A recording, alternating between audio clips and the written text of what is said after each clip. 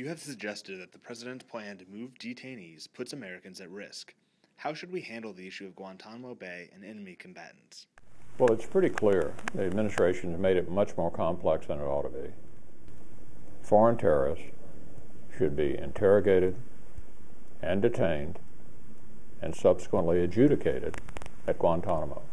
It's a perfect place for them. It's a state-of-the-art facility. No one has ever escaped from there.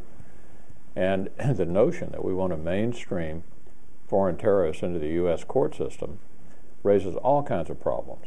Number one, do you read them their Miranda rights? And if so, when? And are the interrogations valid? Is the information gleaned from interrogations still valid?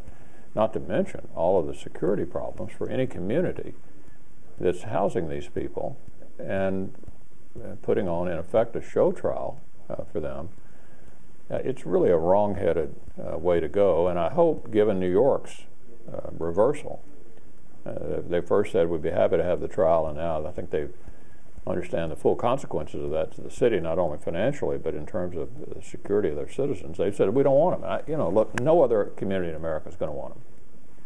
We've got the perfect place to detain them, interrogate them, and try them at Guantanamo. Republicans have criticized the handling of the Christmas Day bomber, but critics say that we nevertheless are now receiving actionable intelligence. How would you respond?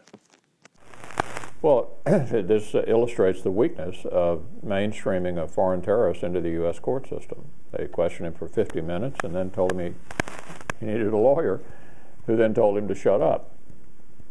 Interrogation should be done by skilled interrogators who are familiar with the nature of these people.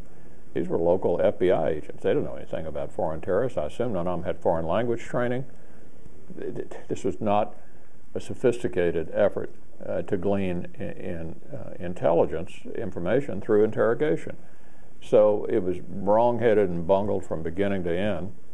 What should have happened, he should have been sent to Guantanamo, interrogated by people who know a lot about al-Qaeda in the Arabian Peninsula, who have a lot of information about how to interrogate foreign terrorists, and then incarcerated there, if that was deemed appropriate, and adjudicated there in a military courtroom that we already have constructed at Guantanamo.